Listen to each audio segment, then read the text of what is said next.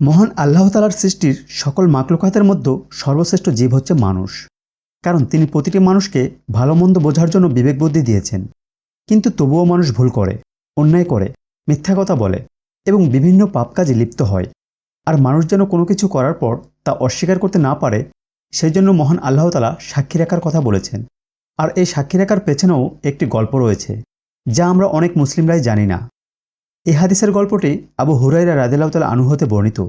তিনি বলেন, রাসূল সাল্লাল্লাহু আলাইহি ওয়াসাল্লাম বলেছেন, যখন মহান আল্লাহ তাআলা আদম আলাইহিস সালামকে সৃষ্টি করলেন এবং যখন তার মধ্যে প্রাণ দান করলেন, তখন আদম আলাইহিস সালাম হাঁচি দিলেন এবং তিনি মহান আল্লাহ তাআলার অনুমতি নিয়ে তার প্রশংসা করে বললেন, আলহামদুলিল্লাহ।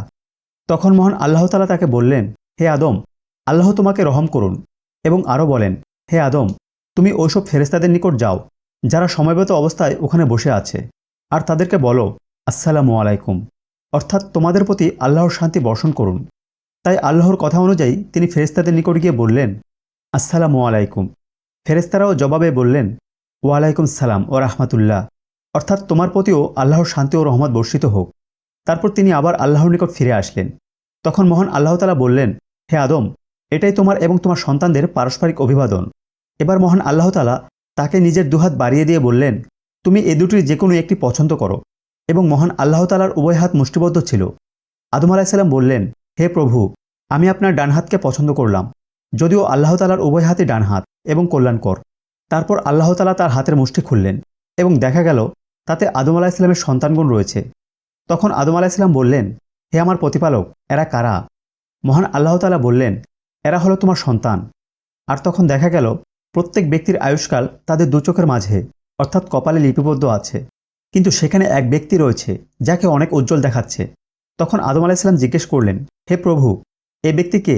আল্লাহ তাআলা বললেন, এ ব্যক্তি তোমার অন্যতম সন্তান দাউদ, তার আয়ু আমি 40 বছর লিখেছি। কিন্তু আদম আলাইহিস সালাম বললেন, হে প্রভু, তার আয়ু বাড়িয়ে দিন। আল্লাহ তাআলা বললেন, আমি তো তার এতটুকু আয়ুষ্কাল লিখে রেখেছি। আদম আলাইহিস সালাম জিজ্ঞেস করলেন, হে রব, আমি আমার আয়ু হতে তাকে 60 বছর দান করলাম। আল্লাহ তাআলা বললেন, ঠিক আছে, তুমি আর তোমার সন্তান দাউদ জানে, অর্থাৎ এটা তোমার ব্যাপার। এরপর আদম আলাইহিস সালাম আল্লাহ তাআলার ইচ্ছা অনুযায়ী জান্নাতে বসবাস করতে থাকেন। কিন্তু যখন তাকে জান্নাত থেকে বের করে দেওয়া হলো, তখন আদম আলাইহিস সালাম নিজের বয়সের বছরগুলো গণনা করতে লাগলেন। অবশেষে যখন তার আয়ুষ্কাল 940 বছর শেষ হয়ে গেল, তখন তার কাছে মৃত্যুর ফেরেশতা আসলেন।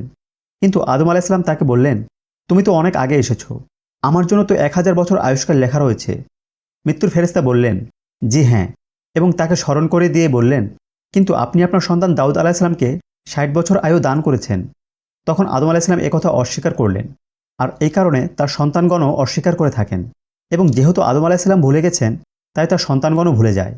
আর তারপর সেদিন থেকে মহান আল্লাহ তাআলা সবকিছু লিখে রাখতে এবং সাক্ষী রাখতে নির্দেশ দিয়েছেন। আর এভাবেই সাক্ষী রাখার নিয়ম শুরু হয়ে গেল।